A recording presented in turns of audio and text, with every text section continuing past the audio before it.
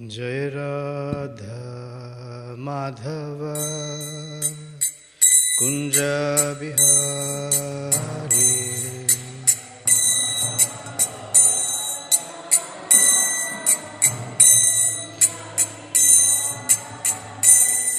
जय राधा माधव कुंज बिहारी।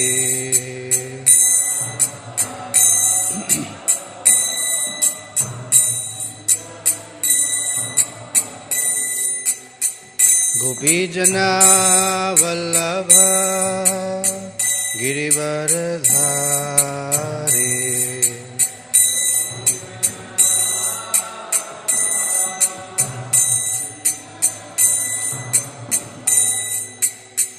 गोपीजना वल्लभ गिरिवरधारी।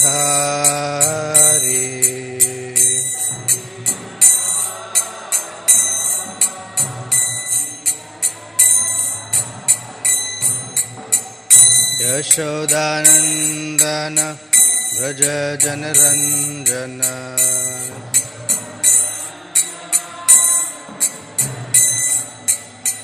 यशोदानंदन व्रज जनरंजन।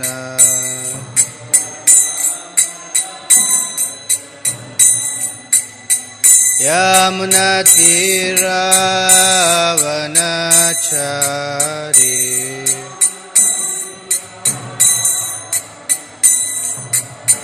यमुनातीरावनचारी।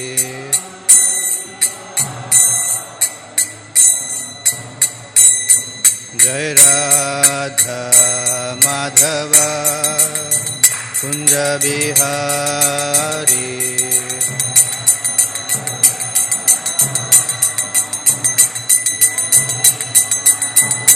जय गोपी जनवल्लभ गिरिवरधारी।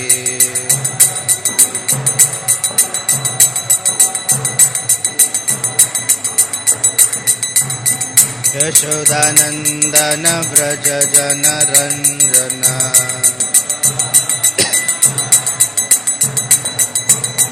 यमुनातीरावनचारी। यमुनातीरावनचारी।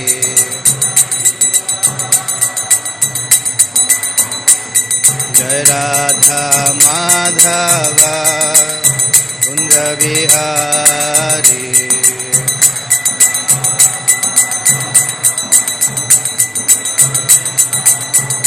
जय राधा माधव कुंज बिहारी।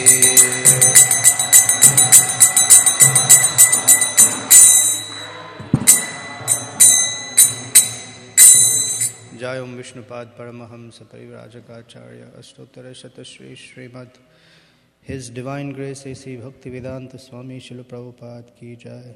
अनंत कोटि वैष्णव वृंद की जय। ग्रंथराज श्रीमद् भागवतम की जय। All glories to the assembled devotees. All glories to the assembled devotees. All glories to Sri Sri Guru and Gauranga. Thank you.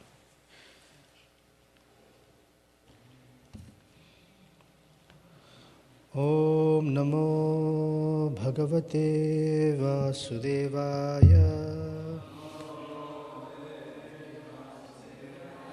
Om नमो भगवते वासुदेवाय।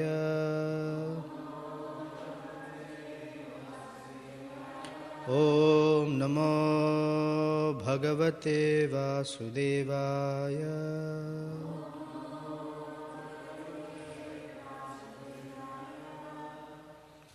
ग्रंथराज Shrimad Bhagavatam Canto 4 Chapter 30 Text 30।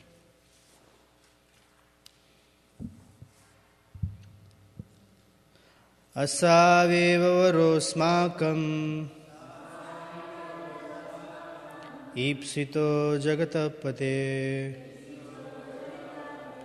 प्रसन्नो भगवान् येषाम् apavarga gurur gatihi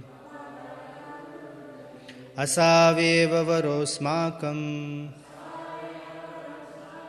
ipsito jagatah pate prasanno bhagavan yesham apavarga gurur gatihi asaveva varosmakam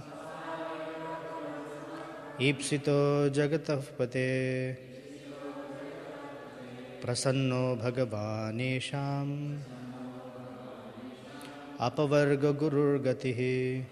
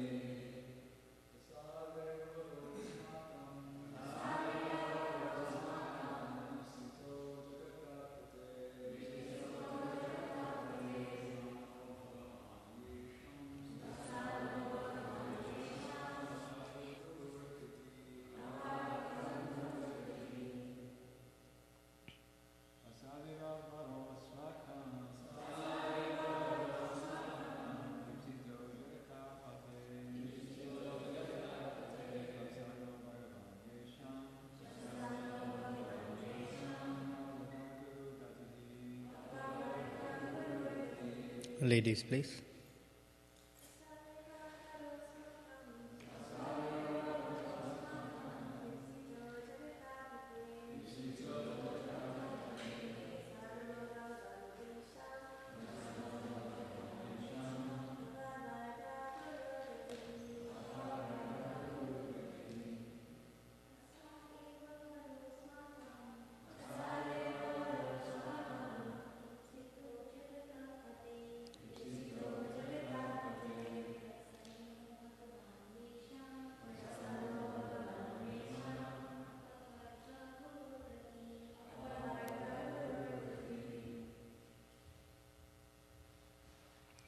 So that eva, certainly, varaha, benediction, asmakam, our, ipsita, desired, jagataha, of the universe, pate, O Lord, prasanna, satisfied, Bhagavan, the Supreme Personality of Godhead, Yesham, with whom, apavarga, of transcendental loving service, Guruhu, the teacher, Gatihi, the ultimate goal of life.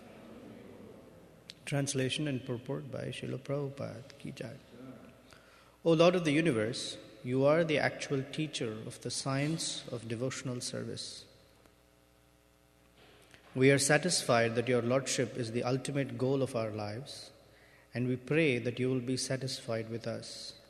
That is our benediction. We do not desire anything other than your full satisfaction.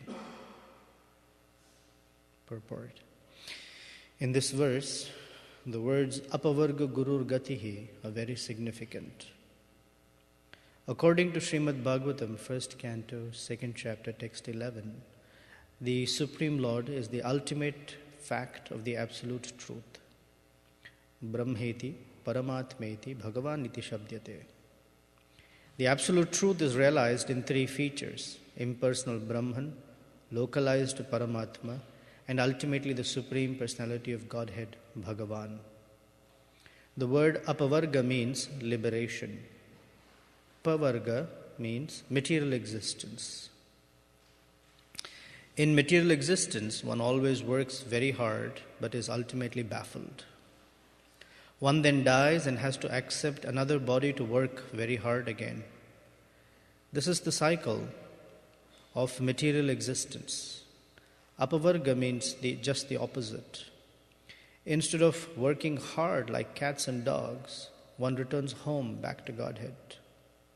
Liberation begins with merging into the Brahman effulgence of the Supreme Lord.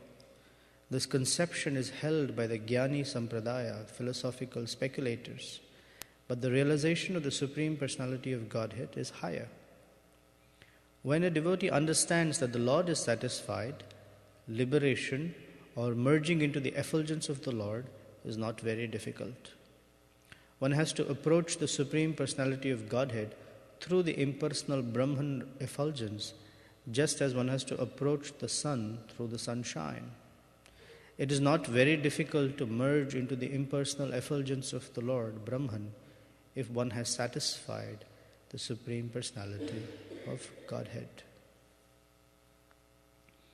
Om Ajnana-timirandhasya Jnananjana-salakaya Chaksurunmilitam Yena Tasmai Shri Gurave Namaha Sri Chaitanya Manobhishtam Sthapitam Yena Bhutale Swayam Rupa Kadamahyam Dadati Swapadantikam Vancha Kalpatarubhyascha Kripa Sindhubhya Evacha Patitanam Pavanebhyo Vaishnavebhyo Namo Namaha Jai Shri Krishna Chaitanya Prabhu Nityananda Shri Advaita Gadadhara Shivasadi Gaura Bhakta Vrinda Hare Krishna Krishna Krishna Hare Hare Hare Rama Rama Rama Hare Hare.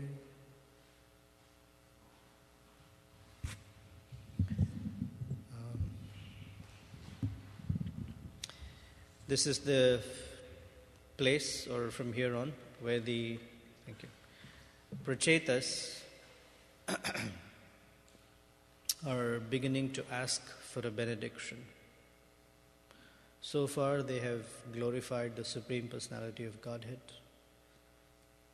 about His glories, about His constitutional position, about their constitutional position, etc. And so they're asking, Vara means benediction, Asmakam, unto us, Ipsitaha, we desire it. Ipsita means to desire. And what they're desiring is Prasanna Bhagavan Esha. Prasanna Bhagavan, that, my dear Lord, may you be satisfied. This is the only benediction we ask for. And we're very happy that you are our leader, our Guru. Apavarga Guru Gatihi. Gati means the ultimate goal of life. So this is the goal for every devotee of Krishna. Because without a goal, we cannot move, or we won't have a purpose for doing what we are doing. There is a goal. Some people say the goal is going back to Godhead. Some people say it doesn't matter whether you go back to Godhead or not. You may go back to hell, but doesn't matter if you get a chance for service. That is fantastic. Right?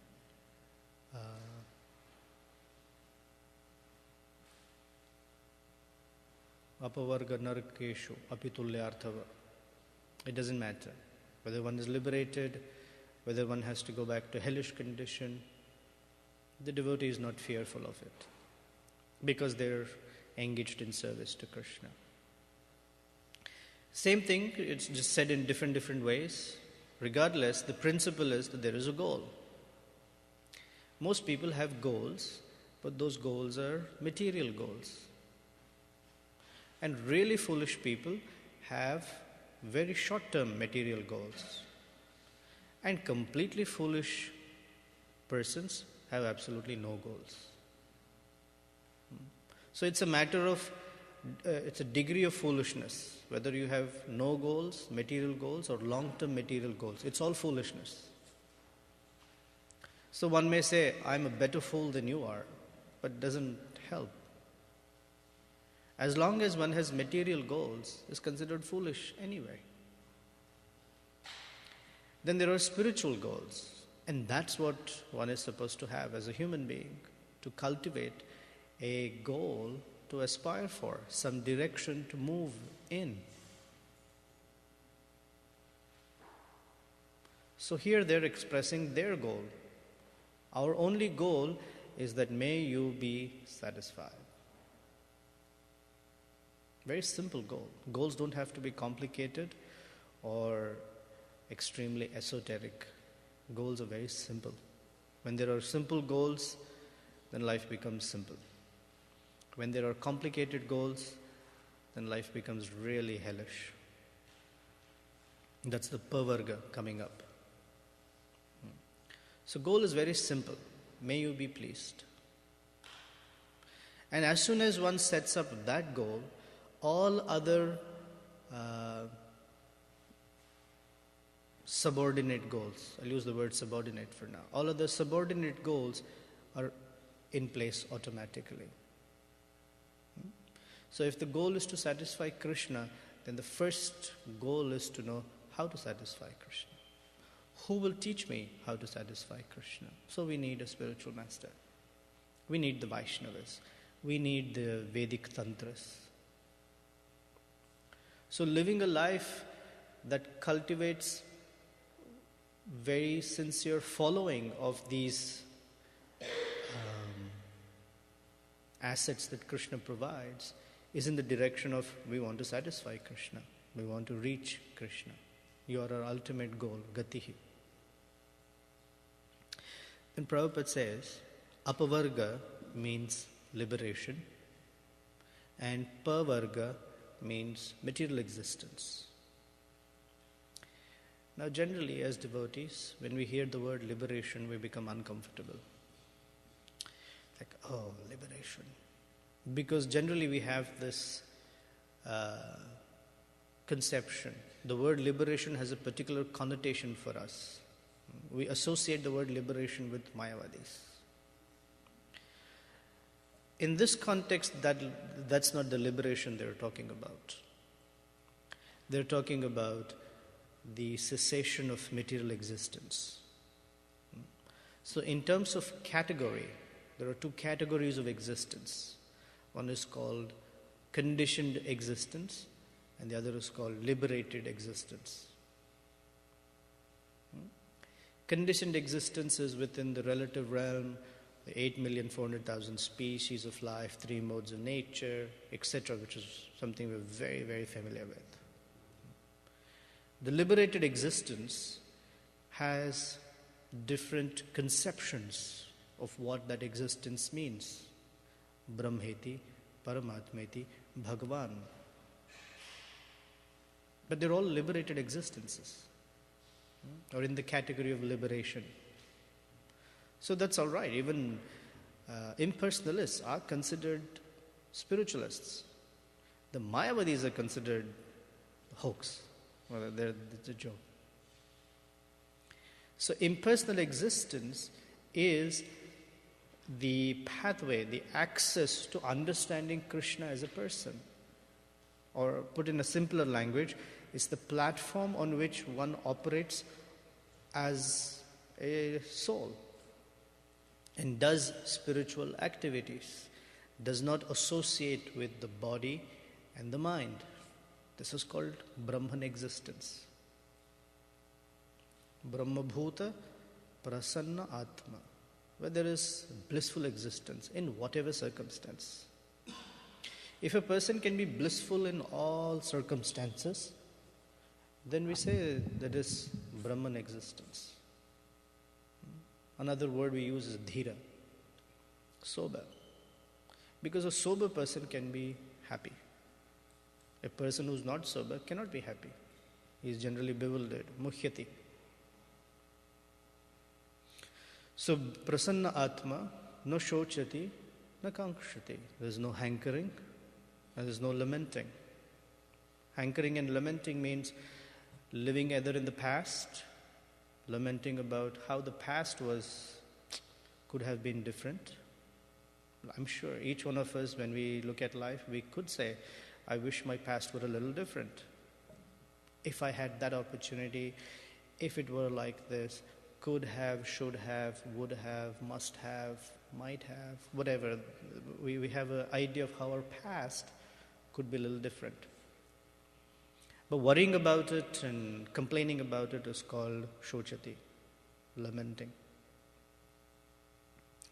Then there is the future.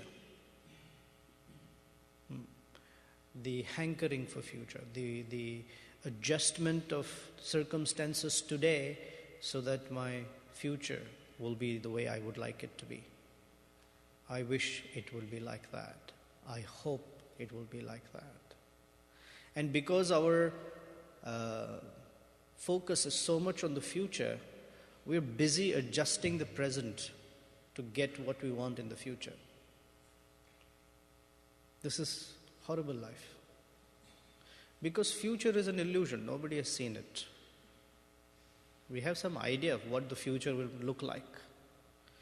I have this plan, I will do like this, I will save so much money, then I will do with my money, I will spend it like that. I have this idea about my life, I would like to do this, and then that's how my life is going to progress. And wow, look how beautiful it looks like. I will serve Krishna wonderfully for the rest of my life. All I need to do is a few adjustments here and there, and wow, it looks fantastic. It's an illusion. We don't see it like that. So what happens is we lose the opportunity of serving Krishna right now in the present because we're too busy preparing for the future. I'm not saying that we don't work for the future. That's not my point here. My point is trying to adjust material circumstances for the future. That is a little not necessary. Does it mean we don't do planning? We do planning. We have some spiritual goals, and that's perfectly all right.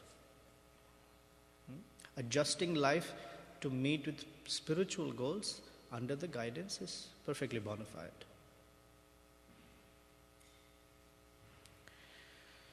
So this is called hankering, kankshati.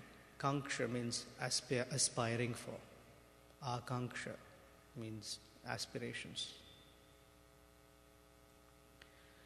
And then there is samaha sarva bhuteshu. Another problem that a conditioned soul has is that he or she cannot be equal to everyone. Meaning he sees in terms of friends and enemies. He sees in terms of mine and others. He sees in terms of inclusive and exclusive. Party, my party, not my party. My group, not my group. My friend, not my friend. My well-wisher, not my well-wisher, etc. This is that material differentiation, which is not spiritual. But one who is on the spiritual platform doesn't see that. Those lines are not existing. So that is liberated existence. Then Prabhupada says, pavarga means material existence. This word apavarga appears in the first canto of Srimad Bhagavatam in the second chapter.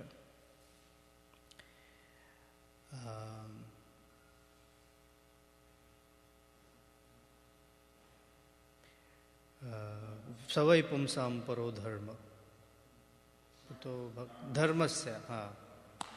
Thank you. I am having a real hard time remembering the verse. What's the dharmasya verse? Dharmasya hi apavargasya nartho arthaya upakalpate.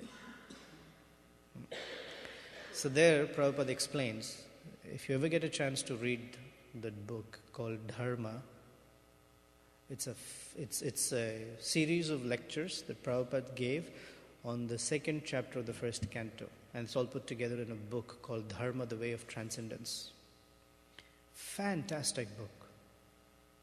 For me, I felt like a transformation in my Krishna consciousness reading that book. In that, Prabhupada describes what is the meaning of pavarga. So simply put, in Sanskrit, first of all, in English, there are only 26 alphabets. 5 vowels and 21 consonants, and that's about it. All words are created from those alphabets. Therefore, English is not a phonetic language. It's some words, the way you spell them and the way you speak them are totally disconnected, right? But in most languages, they have more alphabets or consonants available for different varieties of phonics or sounds. So in Sanskrit, there are many groups of alphabets. Like, this is not a lesson in Sanskrit, but you just get the idea. I'm developing something here. There is something called the Tha Varga, a Ka Varga, Ka, Kha, Ga, Gha, Na, like that. Ta, Tha, Da, Dha, Na. So there is one section of vowels called the Pa Varga. Pa, Pa, Pa, Pa, Ba, Bha, Ma. These 5. So, generally if you're in the West, especially in America, there is no P as a sound. There is no Bh as a sound. Generally we say, but we write BH. Bh. So there are these 5 consonants, Pa, P, Ba, Bha and Ma. So Prabhupada describes that the Pa means Parishrama. Pavarga means material life. The first thing about material life is parishram. Parishram means working hard like an ass. Working very, very hard simply to gather the basics of life. Food, clothing and shelter. And material existence makes one work from morning till night. 5 jobs, 3 jobs, multiple jobs, just to make what they call ends meet. In one sense, it makes ends meet. It makes the birth meet the death. But make ends meet is just to get on with life. Do the basics. And most people are busy with this. They don't have time to, we'll use the word, enjoy life in any way. There's no time. They're busy, very, very busy. They don't have time to eat as well. They have to eat in their car, drive-thrus, pick up their food and drive through. Prabhupada says some people don't even see their children at all. He'd narrate a story. There was a person who would work very hard. He had to go early in the morning because he had to travel multiple hours to get to his workplace. And then he would work and then travel back multiple hours. So when he had to leave, he would leave before daybreak. So his child was sleeping. He'd work very hard and he'd come back at night and the child was sleeping. So many years went by. One day he was at home and the child asked the mother, "Who is this man?" "That's Daddy." Whoa. Never saw. People's lives are like that. They barely see their families. In one sense, this is the secret for happy married life. Because the less you see, the less you fight. The more you see, the more you fight. That's a joke. So anyway, in fact, it is truthful, but it is still funny. So people are busy. This is called parishram. And it's not that work is energizing them. The pa is the pena. Pena means foaming in the mouth. So Prabhupada gives the example of an ass or a buffalo that's working very hard.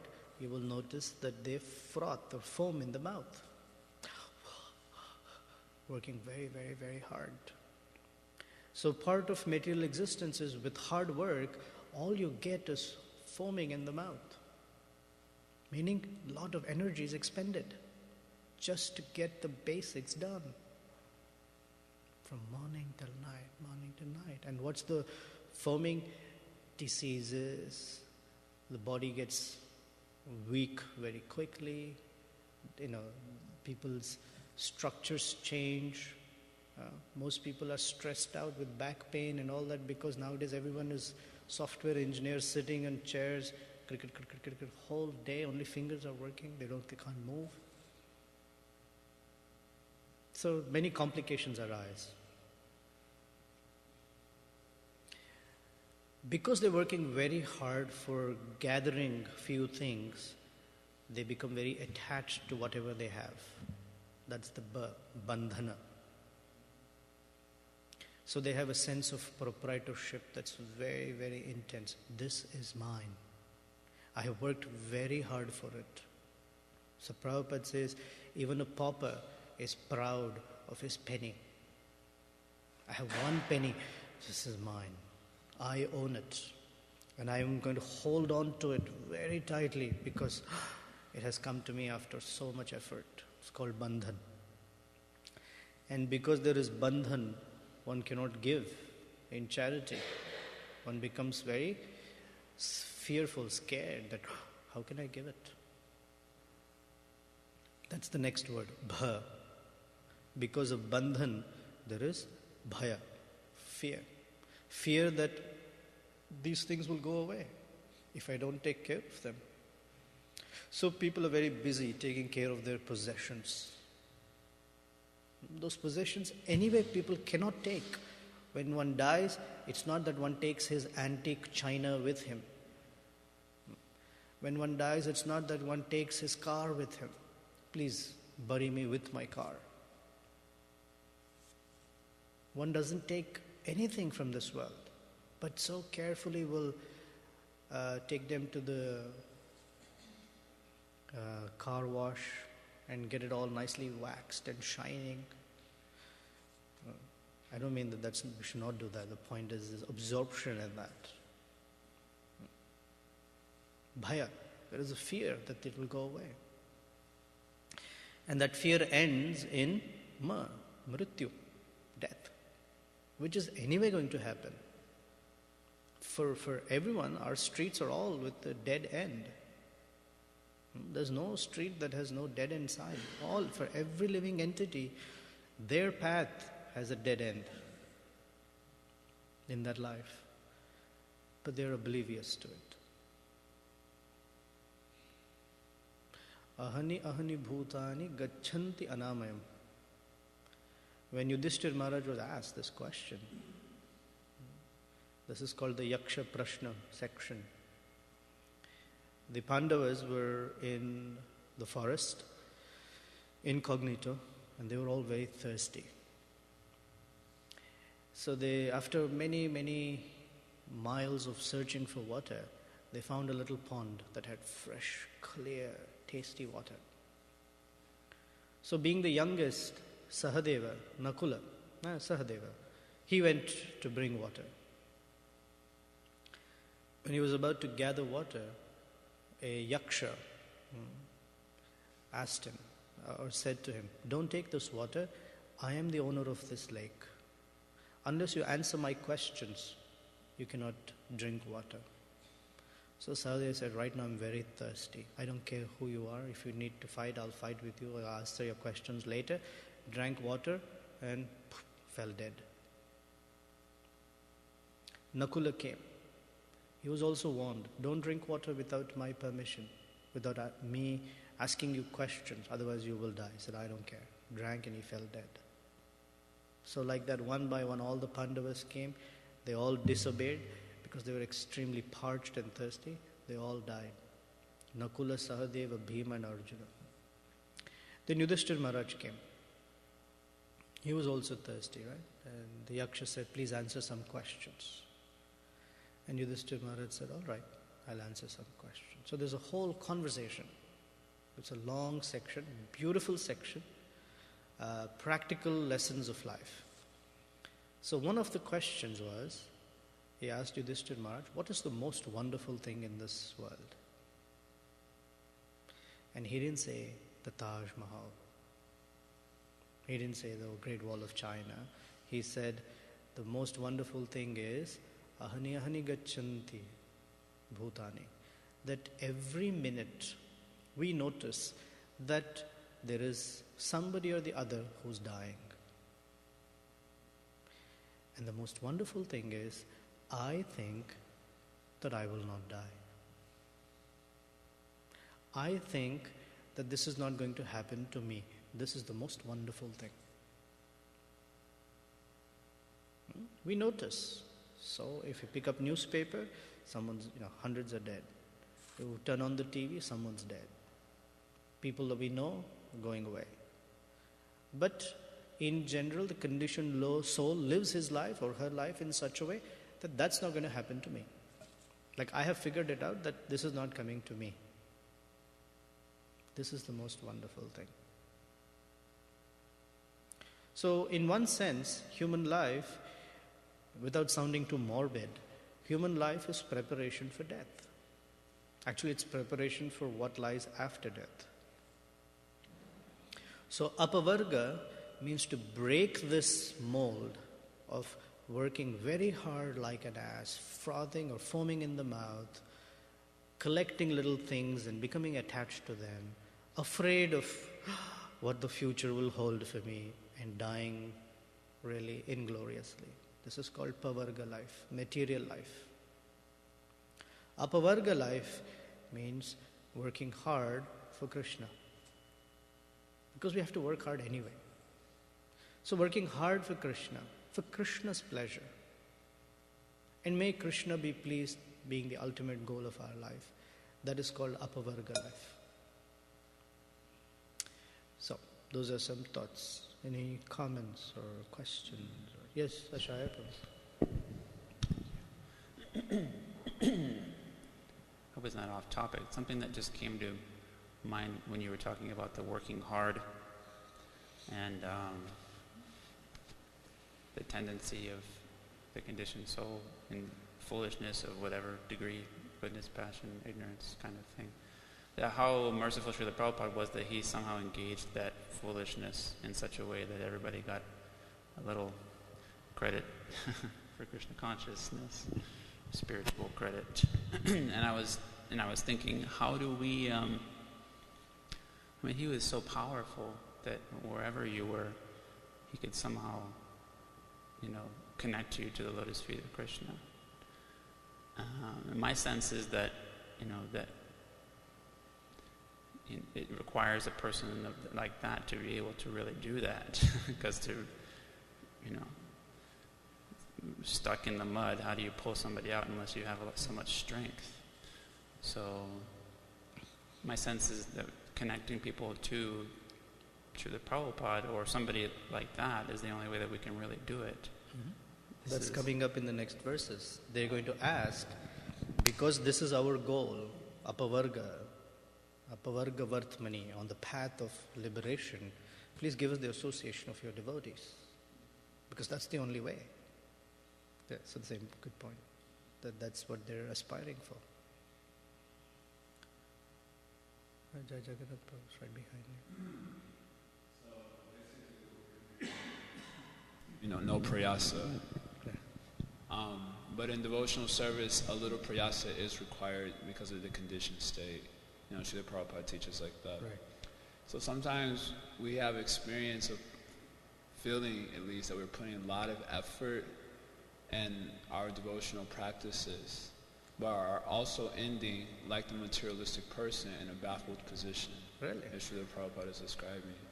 And we're putting effort and we're trying sadhu sangha, we're chanting Hare Krishna, we're doing everything we're supposed to do according to the book, and for some time, however long period, but we feel that we're ending in a baffled position. In devotional service, sometimes we feel very much bewildered. So what is our answer to this situation? What I've come to understand is there are a few basic conceptions that unless they are clear, all the effort that we put into our sadhana and other things really don't give us the full leverage. So there are some very basic conceptions that need to be really clear, like really basic ones. Krishna is the Supreme Personality of Godhead, in the sense that He's the controller of everything, and I'm a tiny fragmental living entity that actually has no control over anything. that life moves on the basis of mercy and the Vaishnava's mercy. It's like that kind of conceptions. Unless that's clear, everything else we build on it, on a weak foundation, may look grandiose, but no rasa in it. So you use the phrase back to basics, and that's the thing, that every time we feel anything that's, like he used the word stuck, the wheels are caught in the mud, the first thing to do is to go back to basics and work from there. If the basics are clear, a little effort gives a lot more leverage. It may be a very simple, humble service to a Vaishnava, and we can feel tons of clearance of the heart. If relationship's not okay, we may do everything else for hours and hours, but the movement is very little. So we tend to lose focus of the very fundamental things. Because we come in perhaps with a materialistic perspective or something. Whatever it is, different variety for different people. But the basics are to be very clear. Thank you very much. That was actually very profound. It was giving me a new insight to Srila Prabhupada's 2 + 2 = 5 analogy. In this context, that even if you do so many things, but because you said 2 + 2 = 5 in the beginning, then it's all basically useless labor. That was making. So I have a question and about a follow-up on that. So you gave the example, like a simple example, rendering humble service to Krishna and the Vaishnavas. So it's a very basic conception. But to crystallize that conception usually takes quite some time. Yeah. Because we might be rendering service to a Vaishnava and feeling that I'm rendering humble service to a devotee or to the Supreme Lord. And then when the position gets tight or the service gets intense, then I leave that conception, I'm back to my Purusha Abhimana, Right. I'm God, who is this person to tell me, or how can God do this to me? So they actually crystallize the other conception that I'm really a servant, and Right. that seems to take a lot of time to Correct. do. So what does a person do in the meantime then? That means that the first, as soon as we recognize that, if we are a little awake, we'll recognize that, is that we are operating highly on our tatastha nature. We're flip-flopping from servant to master. Master wannabe. We never be a master. It's just servant to a master wannabe. That's the problem. And we need another Vaishnava to tap us on the shoulder and say, Prabhu, stop the flip-flopping. Otherwise it's going to continue. We may be, the road to hell is paved with good intentions. We may not even consider. It's important to consider who am I right now? When I'm feeling all this, who am I? Who is thinking these things? That should hopefully answer, it's a tired bhakta who's frustrated. Or whatever bhakta. Well, why? Who is this? What do people think? I'm doormat or what? But immediately we know we're not there. And by the way, we should be comfortable by not being there, because that's where we are at. Then the question is, from wherever I am, can I take one step towards my constitutional nature of being a servant? And it may actually mean that we come to a Vaishnava and say, I realized it takes a lot to be a servant. Whatever, variety of things. But not being thoughtful is not an excuse. If we want to progress in our devotional life, we have to be thoughtful as to who is feeling all these feelings right now. Anger, frustration, blah, blah. Who is feeling all this? And very soon we'll know it is a conditioned nature that's feeling this.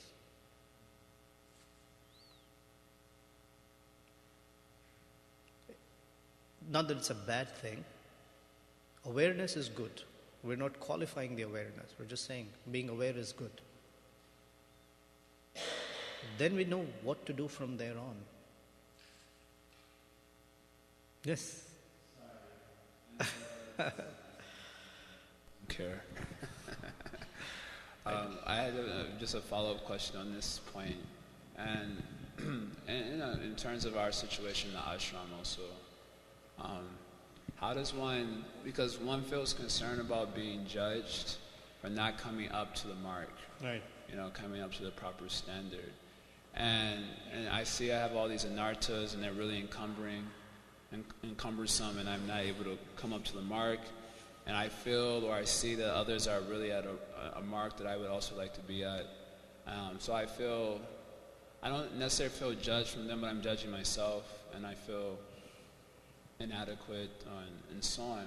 So then usually the attempt is to just try to force myself to come up to the mark and such methods. And if I don't come up to the mark, then I feel like self-esteem issues and all these things. Correct. So then what is the person to do in that situation? Because it's like, if I stick to the basics, the very bare minimum type of thing, I'm also not feeling completely nourished. I also don't feel I'm at the mark, and it gets like so. There is something called self-envy. One is envious of one's own self. Envious in the sense, they don't like themselves. They just cannot come about to liking themselves. Not in a, oh, look here, I'm so great. Not like that. But accepting. Self-acceptance that, hey, this is where I'm at. And from here is where I have to begin or work on my bhakti. And it's not like, oh, look at her or look at him and not.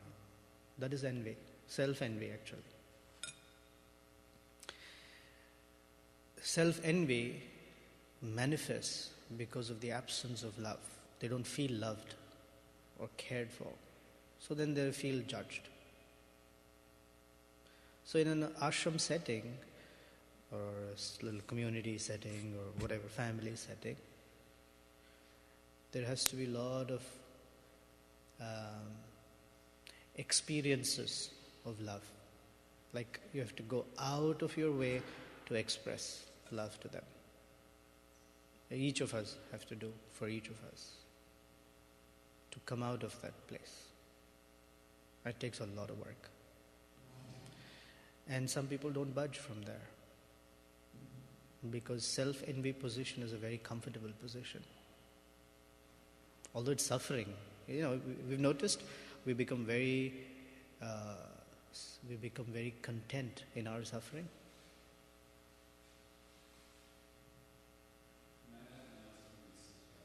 Huh? It is sense gratification. It's like they say, misery loves company. It is sense gratification, but it's like the darker side or the negative side of sense gratification. Not like going out and enjoying the senses. It's staying within it's sense gratification in the mode of ignorance like that. So people don't move from there. It's too uncomfortable to move out of it and explore the vastness and the joyfulness of Krishna consciousness. Whoa, I'm used to this, staying here. I like this. So such persons, in the long term, they struggle. And then, like you said yesterday, with time and truth stand together. So, with time, the boys separate and the men separate. So we all hopefully want to become men, and not men like that men, but we all want to become mature in our Krishna consciousness. So each one of us takes the responsibility of doing whatever it takes.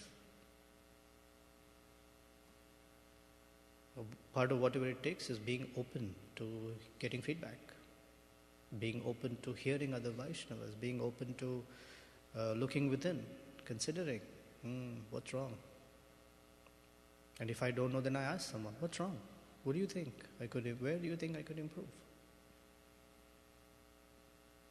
Bhakti Tirtha Maharaj gives an exercise that you can have another devotee and you can help each other. You ask the devotee, here are some things that I'm working on, that I'm struggling with. So when you notice these things, can you please come and tap me on my shoulder and give me a little reminder? And the other devotee will say, oh, very good, happy to do that. And here are some things I'm working on. When you notice me doing certain things, you come and tap me on the shoulder. We help each other. It's a very powerful way of developing good peer relationships. Because we want to develop in our Krishna consciousness together.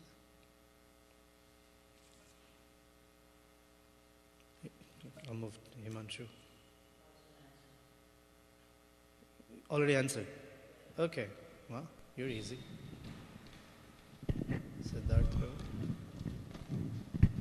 Thanks a lot for the lecture. I'm finding it a bit difficult to comprehend how a person in mode of goodness goes through pavarga. It seems he has a basic understanding of how to not work like an ass. No. A person in mode of goodness goes through pavarga in this way. Very dutiful. So dutiful to take care of the family.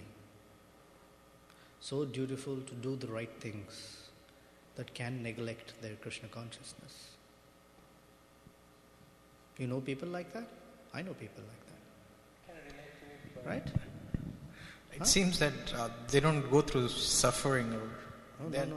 They feel that they're doing the right thing. Mode of goodness is never free of passion and ignorance. There is no such goodness in this material world that is free of passion and ignorance. We should not look at the modes as exclusive or mutually different from each other. The three modes of nature are constantly competing. There is no person in this world, no conditioned living entity in this world who can live every aspect of their life in pure goodness. This just doesn't exist. There are aspects of their life that are in goodness, and there are aspects of their life that are definitely in passion and ignorance. So there is suffering, there is hankering, there is lamentation. It may be laced with some sense of goodness. So they may say, oh, the suffering is there. I need to be more dutiful. Versus the person in mode of passion will say, there's suffering. How do I enjoy in this moment? And the person in ignorance will say, too much for me to deal with. Let me go to sleep. But every mode of nature is laced with the other modes of nature. It's just not possible that it's not there. So we should not think that a person in mode of goodness means he's some class apart. He's very much mixed with ignorance and passion. Maybe smaller degrees or that, but it's there. And even if there is such a person, which there's not, this is hypothetical, very soon with the progress of Kali Yuga, that goodness will go away. Right? In the first canto of Bhagavatam, that's the verse. Kalau sattva haram pumsam. This is where the sages are meeting Sutta Goswami, and they're telling him, we have accepted you as the captain of our ship. Bhadramte, and then they say, we have accepted you as the captain, and you speak to us Bhagavatam because Kali Yuga has begun. What is the characteristic of Kali Yuga? Sattva haram pumsam. It steals away anything that is in goodness. So there isn't something like that. So you're saying there are no good brahmanas at all in Kali Yuga? Correct. That is correct. That is correct. We're not talking Vaishnavas here. We're just talking brahmanas. And there aren't any. So not a related question, but question about the class.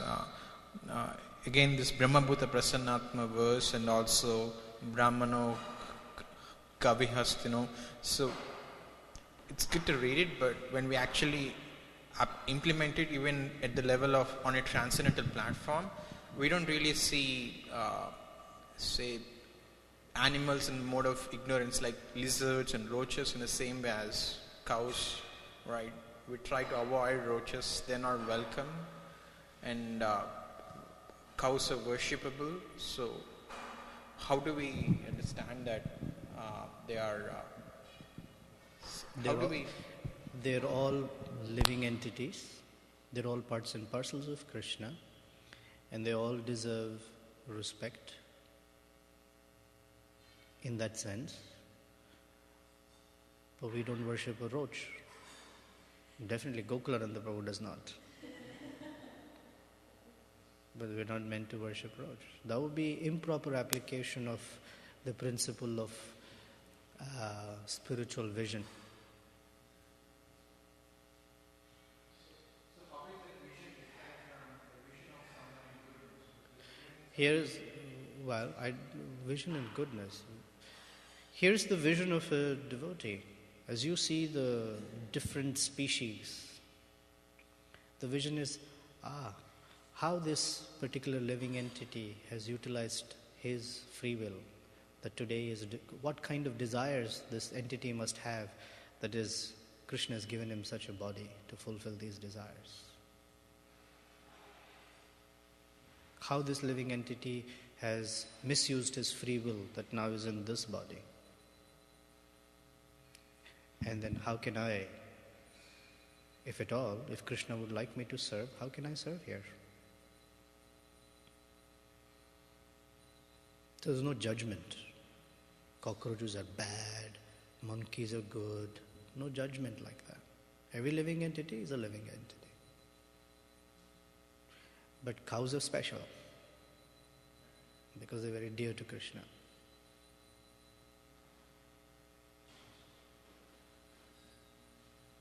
Okay, you have about 30 seconds. If the mode of goodness is so compromised, how does one get to transcendental? By serving Krishna. By serving the Vaishnavas. By chanting the holy name. By following the regulative principles. We bypass the whole modes of nature thing. Mam chayo avyabhicharena bhakti yogena sevate sagunan samatitetam brahma bhuyaya kalpate. Bhagavad Gita chapter 14.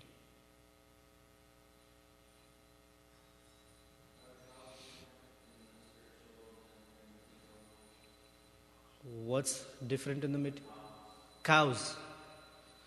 The cows in the material world are slaughtered. The cows in the spiritual world are cared for and they sing and Krishna personally tends them. Srila Prabhupada ki jai. Srimad Bhagavatam ki jai.